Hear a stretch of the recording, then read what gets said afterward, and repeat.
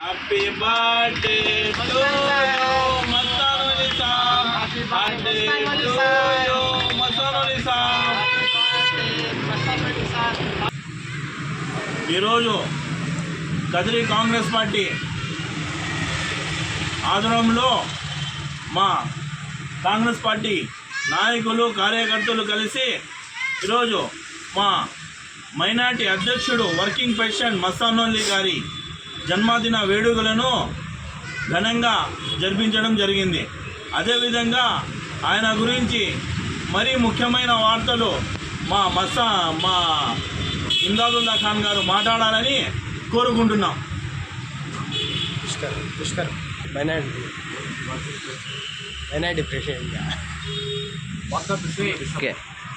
సభకు ఇచ్చేసిన కాంగ్రెస్ పార్టీ నాయకులకి, కార్యకర్తలకి, కాంగ్రెస్ పార్టీ అభిమానులకి నా మనస్ఫూర్తిగా ధన్యవాదాలు.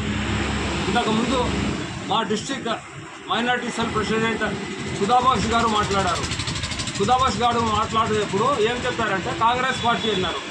కాంగ్రెస్ పార్టీ అంటే కాంగ్రెస్ పార్టీలో మన మస్తానోలి బర్త్డే ఎవరూ చేయలేదు, మా ఖుదాబాకష్ చేస్తాడు. ఖుదాబాకష్ ఎవరు? కాంగ్రెస్ పార్టీలోనే జిల్లా మైనార్టీ సెల్ ప్రెసిడెంట్ ఖుదాబాకష్. ఆయన ఆధారంలో నాకు పిలిచినారు. నేను మస్తానోలి బర్త్డే అంటే వెంటనే పరిగెత్తుకొని వచ్చినాను. అదేవిధంగా కాంగ్రెస్ పార్టీ నాయకులు, కార్యకర్తలు, మన షౌకత్, మన ఖుదాబక్ష్, ఇర్ఫాన్, బాబా ఫహరుద్దీన్, మా సోదరుడు, ఇంకా సుహేల్, చాలామంది పాల్గొన్నారు. నేను ఒకటే తెలియజేసుకుంటున్నాను. నేను పిసిసి అధ్యక్షురాలు వైఎస్ షర్మిలారెడ్డి ద్వారా ఒకటే నేను మనవి చేసుకుంటున్నాను. మేడం షర్మిలా మేడం అస్సాంలో 19 మందికి సీట్లు ఇచ్చినారు. 19 మందికి సీట్లు ఇచ్చినారు కాంగ్రెస్ పార్టీ వాళ్ళు. దాంట్లో ఎంతమంది గెలిచినారు? ముస్లింలు 18 మంది గెలిచినారు. కాంగ్రెస్ పార్టీలో 18 మంది గెలిచినారు. అదేవిధంగా తమిళనాడులో చూడండి ఇండియన్ యూనియన్ ముస్లిం లీగ్, కేరళలో చూడండి ఇండియన్ ముస్లిం యూనియన్. ఆ విధంగా జరిగింది. ఏమంటే మన పశ్చిమ బెంగాల్లో ఈవీఎం దొంగతనం చేసి ఎస్ఐఆర్ ద్వారా 91 లక్షల ఓట్లు దొంగతనంగా తీసేసి బీజేపీ వాళ్ళు ఓట్లు వేయించి గెలిచినారు తప్ప వేరే విధంగా గెలిచలేదు.